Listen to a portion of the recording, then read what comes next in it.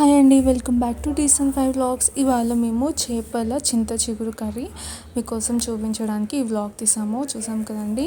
So ఇక్కడ curry అయిపోయింది and we're showing how it came up.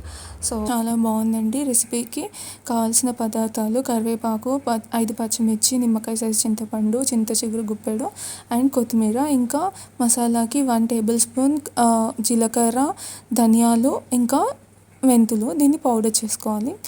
ఆనియన్ని ఇలా ఫ్రై చేసుకోవాలి. అలాగే 2 టొమాటోస్ని కూడా ఫ్రై చేసుకొని పీల్ ఆఫ్ చేసుకొని మిక్సీకి వేసుకొని ఇలా పేస్ట్ చేసుకోవాలి. ఇంకా చేప ముక్కలను ఇలా 1 స్పూన్ కారం, అంటే మీకు తగినంత కారము, ఉప్పు, పసుపు వేసి ఇలా మ్యారినేట్ చేసి పెట్టుకోవాలి. మనకు కావాల్సిన చింతపండుని అలా వాటర్లో నానబెట్టుకోవాలి. ఇప్పుడు మనం గ్రైండ్ చేసుకున్న ఆ యొక్క టొమాటో అండ్ ఆనియన్ పేస్ట్ని వేసుకొని దాన్ని ఇలా ఫ్రై చేసుకొని, ఇంకా 1 స్పూన్ అల్లం వెల్లుల్లి పేస్ట్ వేసుకొని ఇలా ఆయిల్లో ఫ్రై చేసుకున్న తర్వాత 5 కట్ చేసి పెట్టుకున్న పచ్చిమిర్చి ఇంకా కరివేపాకు వేసి మంచిగా ఫ్రై చేసుకోవాలి.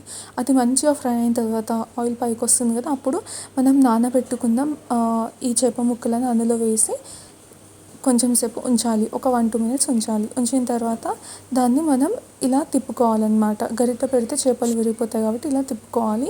తిప్పుకున్న తర్వాత మనం రసం, ఇప్పుడు చింతపండు నానబెట్టుకున్నాం కదా, దాన్ని మనం స్క్వీజ్ చేసేసుకొని ఆ రసం, చింతపండు రసంని ఇందులో మనం వేసేసుకోవాలన్నమాట.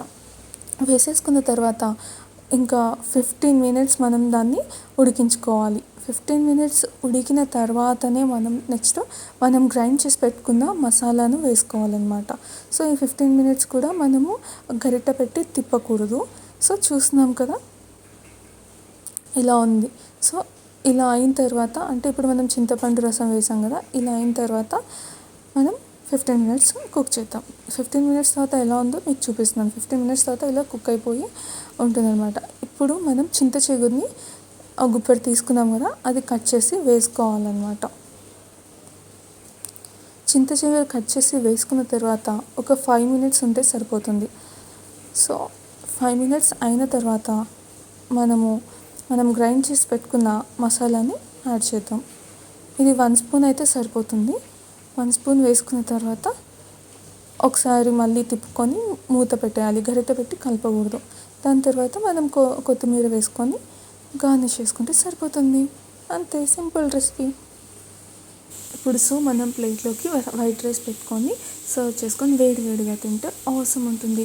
సో మీరు ఇలాంటి వీడియోస్ కోసం నా ఛానల్ని లైక్ చేయండి, షేర్ చేయండి, సబ్స్క్రైబ్ చేయండి. ఇంకా మంచి రెసిపీ సింపుల్గా మీకు నేను షేర్ చేస్తాను. బాయ్.